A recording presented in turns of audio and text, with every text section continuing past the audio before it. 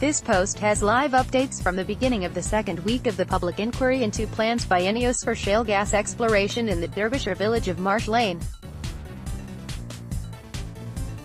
Today's session will hear more evidence in support from the company's application. Ineos is seeking to drill a 2.4 kilometers deep vertical coring well using a 60 meters rig on land off Bramleymoor Lane. The company appealed against what it said was an unacceptable delay to the decision on the application by Derbyshire County Council. The council voted by 9-1 to oppose the application at the inquiry. The hearing in Chesterfield is expected to last until the end of this week. The first week heard evidence from Derbyshire County Council in Eckington against fracking.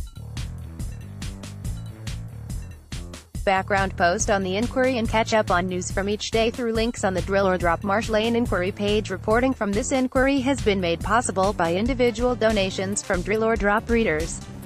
Key points from today's hearing: Ineos witnesses give evidence. Health witness, Dr. Andrew Baroni, says there are no health concerns with the Marsh Lane scheme. Nighttime noise would be reduced to 27 decibels. In homes with windows open and would not disturb sleep. Ineos witness tells the inquiry Derbyshire County Council says preventing overnight drilling would prevent impacts of nighttime noise for nearby homes. Ineos says there is no reason to refuse the Marsh Lane scheme on traffic grounds. The impact will be neutral. One section of the lorry route is 5.1 meters wide, too narrow for two HGVs to pass each other. The proposed lorry route already has heavy goods vehicles, and the increase is not significant. Ineos traffic witness says. 5:30 p.m. Inquiry adjourns. The inquiry resumes at 9:30 a.m. tomorrow, Thursday the 28th of June 2018, 5:18 p.m. Ineos re-examination on traffic. Gordon Steele, barrister for Ineos, asks Kevin Martin, the company's traffic witness, about HGV movement figures. Mr. Martin says Eckington against fracking had identified 12 weeks of baseline traffic for each class of vehicle and compared it to 5 years of the development traffic. Mr. Martin says this is meaningless. 3:51 p.m. Public questions on traffic. Don King, differences on road widths. Don King, for Eckington against fracking, put it to Kevin Martin that the measures for the road widths were bound to be different because the two parties were measuring different points.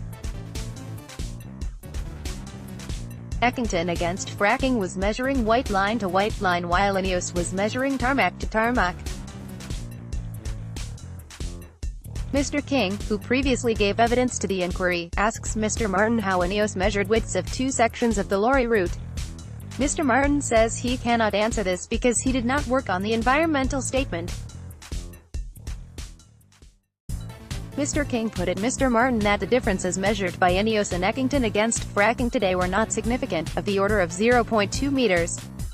Mr. King asks what is the percentage difference between an actual measurement of 6.1 meters and an approximate 7.5 meters width claimed by Ineos.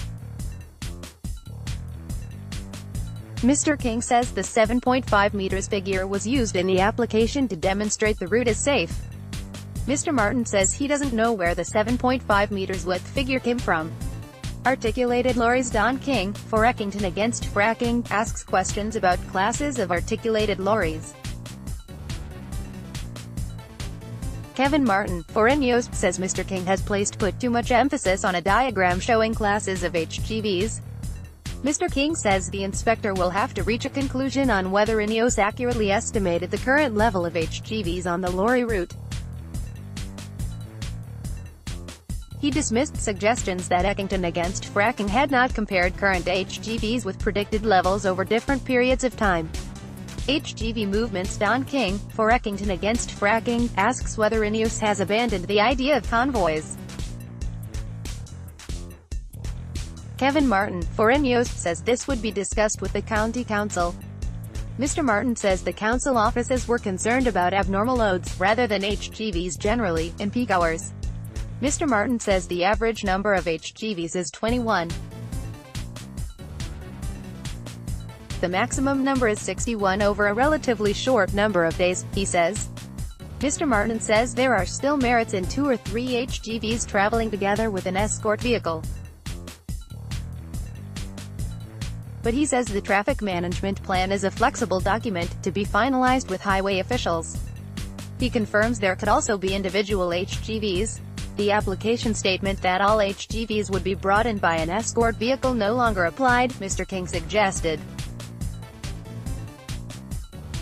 Mr. Martin says the traffic management plan is a flexible document.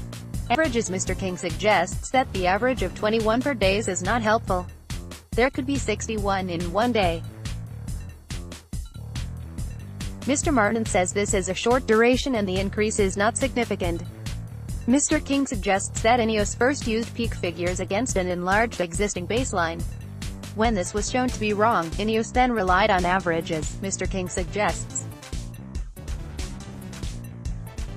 Mr. Martin rejects this. Tracy Lund. Horse riders. Mr. Martin is asked whether he is aware of horse riding related activities. He says he is.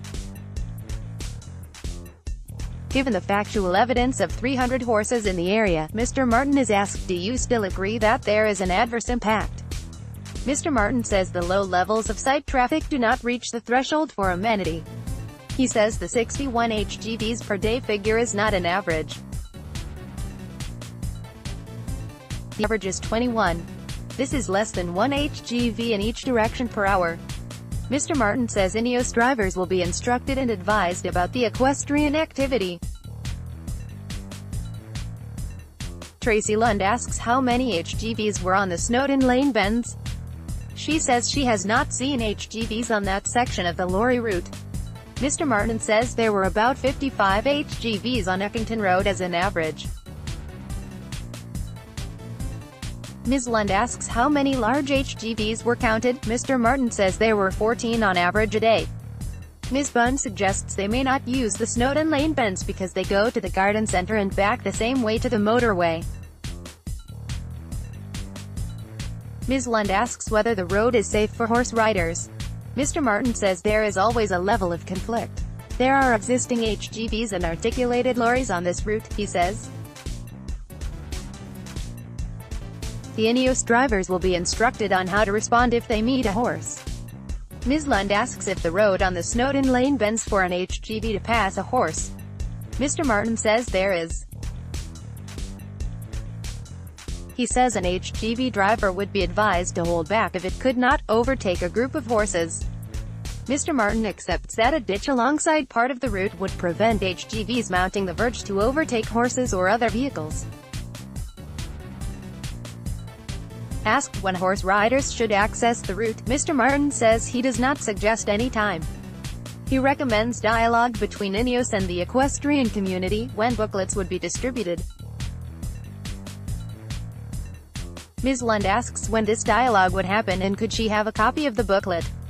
Mr. Martin says it would be part of the traffic management plan. Andy Jones. Narrow sections of road. Andy Jones, a member of Eckington Against Fracking, suggests there were other sections of narrow road on the lorry route. Mr. Martin says no evidence has been given on this issue. HGV lorries on the route today during a site visit were crossing the central white line. Mr. Martin says he did not notice this. Mr. Jones says measurements should have been taken before the application was submitted. Mr. Martin says council offices and an independent consultant have concluded that the road's area adequate for HGVs. Mr. Jones suggests Mr. Martin does not know what the road problems are. Mr. Martin says his assessment is that the addition of development traffic is not significant. Mr. Jones asks Mr. Martin how he judged the edge of a road, by the white line or the edge of the tarmac. Mr. Martin says he would see the edge of the tarmac. Mr. Jones suggests the white line had been put there by the highway authority to mark the edge of the road because there is no curb. Mr. Martin disagrees. Mr. Martin says the roads are wide enough for two HGVs to pass each other and running onto verges is not likely to be an issue on the proposed lorry route. Alternative routes. Mr. Jones asks Mr. Martin about alternatives routes. Mr. Martin says Ineos and the council have considered the alternative routes to be less suitable.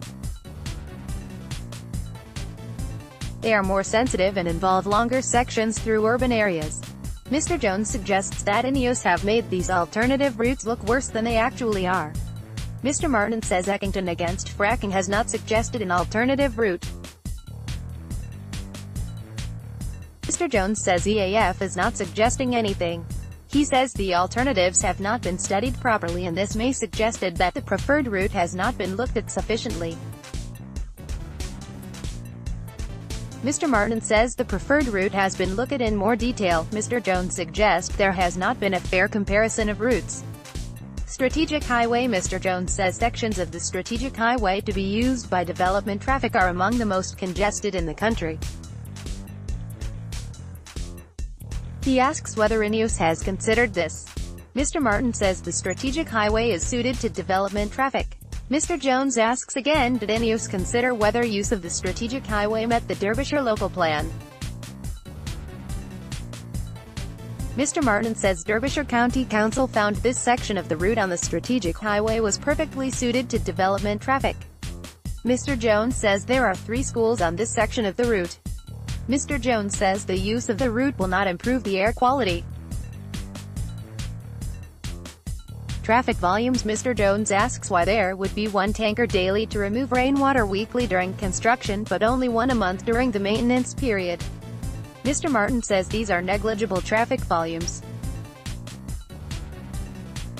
Jeremy Kenyon HGV passing on bends. Mr. Kenyon puts it, Mr. Martin, the adequate widths for 2 HGVs to pass is based on straight sections of road, rather than bends. Mr. Martin says he has taken account of bends. He says the bends on Snowdon Lane are more than 6 meters. 5.5 meters is enough on the straight for 2 HGVs to pass, so the 6 meters width on the Snowdon bends will also be enough.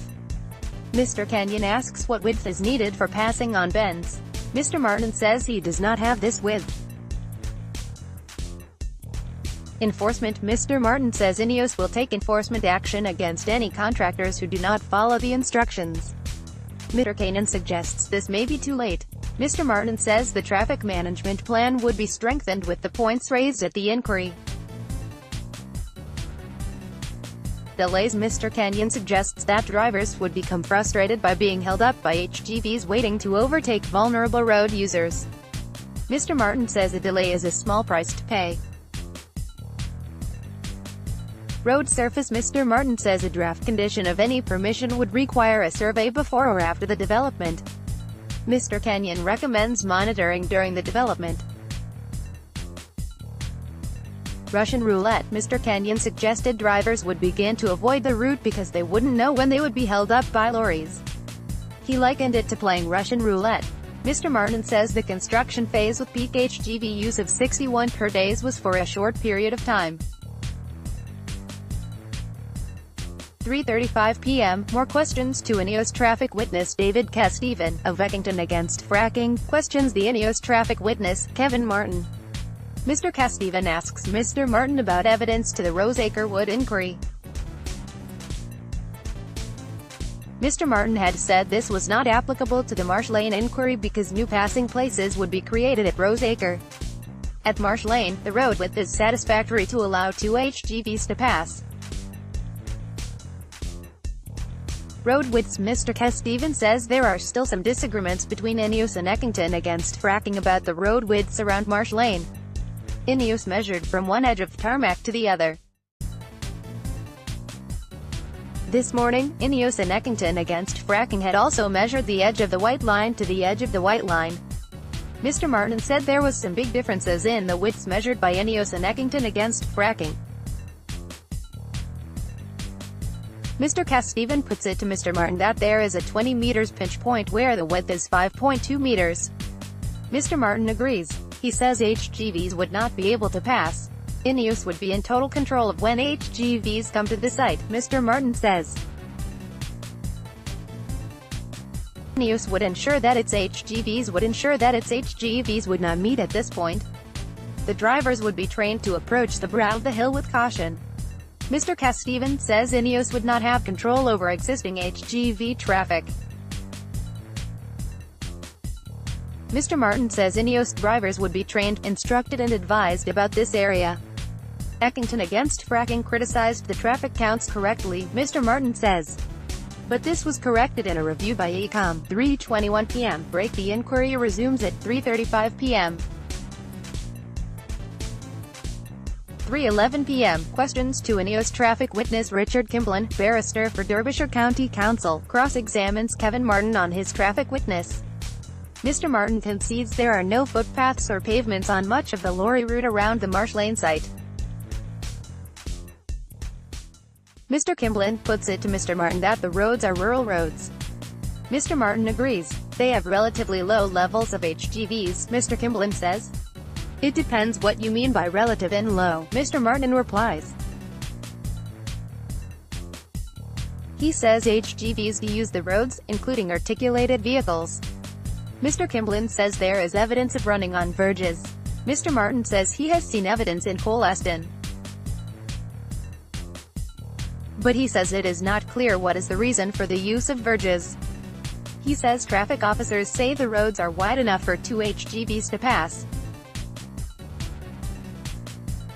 Mr. Martin says there are an average of 21 HGVs per day or 1 in each direction per hour. I consider this to be an acceptable level of additional traffic, he says. Mr. Kimblin asks what would be the impact on people using the roads. Mr. Martin says guidelines require there to be a doubling of traffic to indicate an impact on amenity for pedestrians. He says the significance of the increase is slight and under the threshold for judging impact on amenity.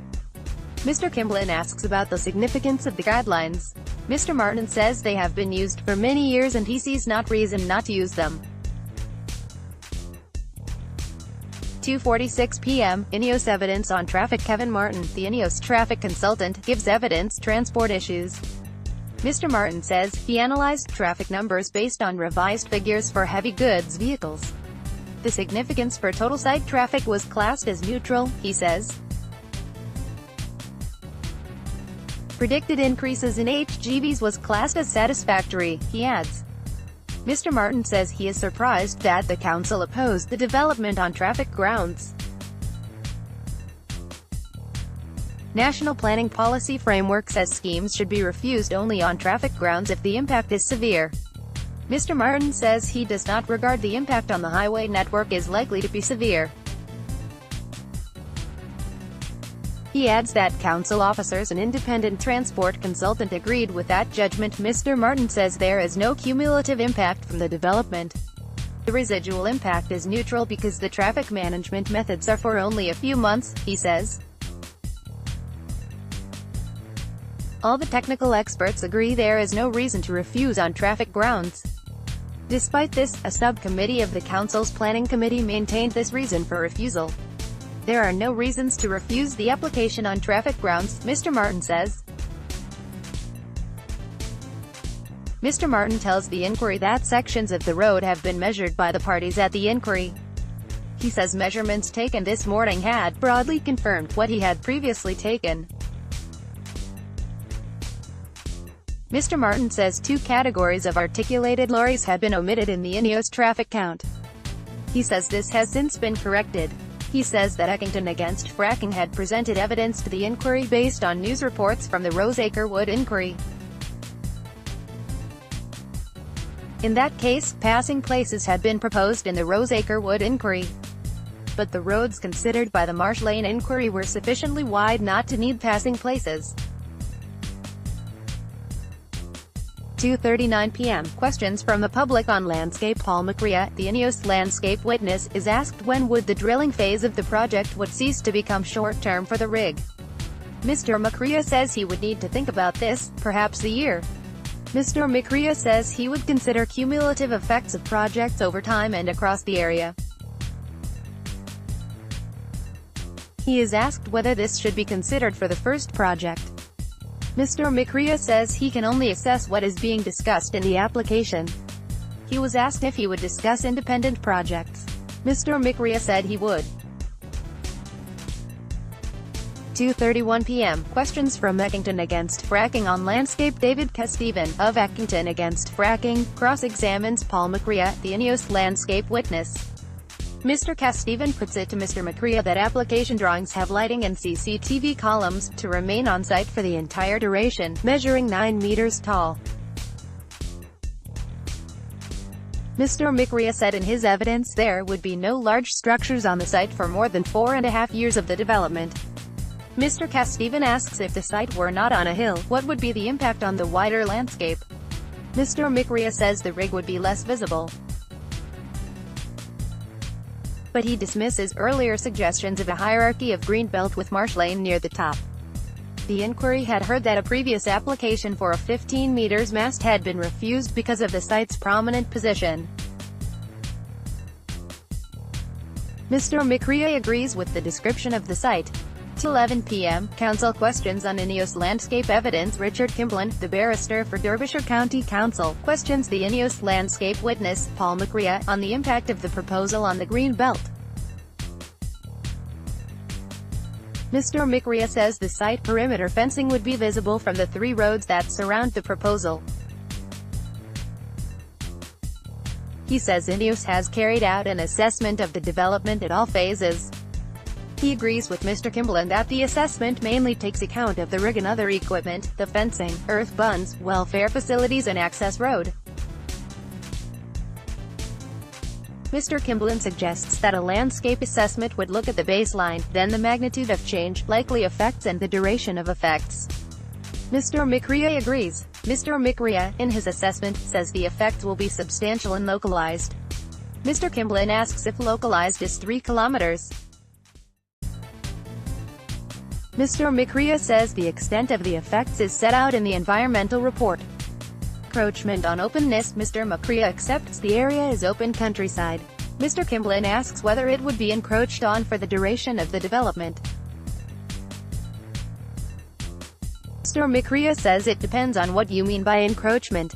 Mr. Kimblin repeats the question. Mr. McRae says if you replace one thing with another then it would mean encroachment. If you mean permanent encroachment then it would not. 2:03 p.m., Ineos evidence on landscape issues. Paul McRae, the company's landscape witness, gives evidence on the impact of the development. He says the rig will be on site for 3 months. Other parts of the development will last for 5 years. He says changes to the greenbelt will be limited in extent and duration. He says features of the landscape are not vulnerable to the development. He says the equipment will be uncharacteristic in the wooded slopes and valleys of the landscape, but the tall structures will not be on site for the entire development. The proposed development will not have a permanent impact on the landscape, he says. Mr. McRae adds that there will no impact on visual amenity. He says it is not a valued landscape in the context of the National Planning Policy Framework. No people would have changes to their views that would be so unattractive that their homes would become unpleasant places to live. Gordon Steele, the Ineos barrister, asks about the height of the fencing around the site. Mr. McRae says the security fencing is 2 meters high. 2 p.m. Inquiry resumes. 1:07 p.m. Break. The inquiry resumes at 2 p.m. 1:02 p.m. Question from the public on permits. Luke Prosky, Ineos permitting witness, is asked how it can be guaranteed that the water will not be contaminated. He says the design will not allow water to leave the site. Mr. Prosky is asked how Ineos can safely drill through the water table when scientists have said they can't do so safely. Mr. Prosky says this question should be put to a drilling engineer. 1 p.m. Questions from the inspector on permits. The inspector, Elizabeth Hill, asks the Ineos permitting witness about compliance over removal of waste to a suitable site. Luke Prosky for Ineos says a check would be done on the facility. It is the responsibility of the waste producer to declare the transfer and the facility that it agrees to accept the waste. 12:55 p.m. Cross-examination of Ineos permits witness. David Casteven, of Eckington against fracking, asks whether the permit prevents any point source emissions. Mr. Prosky says venting is a point source emission, but it is not an intended emission. It is there for health and safety reasons and is not covered by the permit. He says venting the gas would be a breach of permit. Mr. Casteven, if the Environment Agency visited the site. Mr. Prosky says it is not normal practice to visit. 12:47 p.m. Ineos evidence on environmental permits. Luke Prosky is a waste management consultant giving evidence on permits. He says the Environment Agency has granted a waste management permit. The company will submit notice of its drilling plans, which will be covered by a standard rules permit. Environmental monitoring will be carried out to establish if there are any impacts on groundwater, Mr. Prosky says. The company will also carry out post-decommissioning monitoring, he says. It is my opinion that Ineos has the correct environmental permit for the development. It represents a very low impact on the environment throughout its lifetime. 12:25 p.m. Re-examination of Ineos noise witness. Gordon Steele, barrister for Ineos, asks Steve Fraser, the company's noise witness, about the purpose of a noise limit. Mr. Fraser says it is to protect the community against sleep disturbance or deprivation, he adds. Mr. Fraser says BS 4142, guidance on assessing nighttime noise impacts, is not appropriate to assess impacts. He says mineral planning guidance advises that background noise is not a direct consideration at night and it does refer to background nighttime levels. He says the inspector is the Preston New Road inquiry said the mineral planning guidance should be used, rather than BS 4142. The guidance seeks to reduce noise limits to a minimum to avoid unacceptable impacts without imposing unreasonable burdens on the operator. Mr. Fraser says unreasonable burdens could include impacts on the operation, safety, duration. He says a nighttime noise limit of 42 decibels would be consistent with the guidance. To reduce the level further would represent an unreasonable burden. Mr. Fraser agrees that cost could be an important element. Indoor noise. Mr. Fraser says a nighttime limit of 42 decibels would be reduced by 15 decibels, assuming windows were open, to 27 decibels inside. Comparison with the background noise level would not be relevant, he says. 27 decibels is below the World Health Organization guidance on preventing sleep disturbance in bedrooms, Mr. Fraser says. Will that cause sleep deprivation? Mr. Steele asks. Not according to WHO guidance, Mr. Fraser says. With windows closed, it would reduce the noise levels to significantly below 27, Mr. Fraser adds. Balancing national interest against community issues, the noise issue could be further reduced by closing a window, Mr. Steele suggests. Mr. Fraser says it is unreasonable to expect people to sleep with the windows closed. Worst case scenario. Mr. Fraser tells the inquiry the noise assessment has assumed worst case. He says the actual noise should be quieter than predicted. He adds that noise at some nearby properties could be quieter than predicted because they are single-story. 12:24 p.m. Public questions to Ineos on noise. Rachel Steele asks Steve Fraser what assessment has been made of additional traffic noise. Mr. Fraser says standard methods have been used. The increase of development traffic is insignificant, Mr. Fraser says.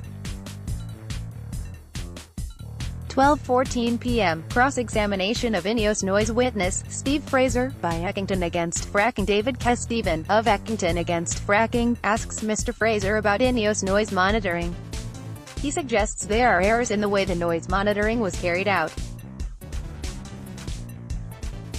Mr. Fraser says most of the guideline methodology was used in the noise monitoring for Marsh Lane. Mr. Fraser agreed that 11:50 a.m. Continued cross-examination of Ineos noise witness, Steve Fraser. Derbyshire County Council barrister, Richard Kimblin QC, continues his cross-examination of Steve Fraser, the company's noise witness, on minimizing noise.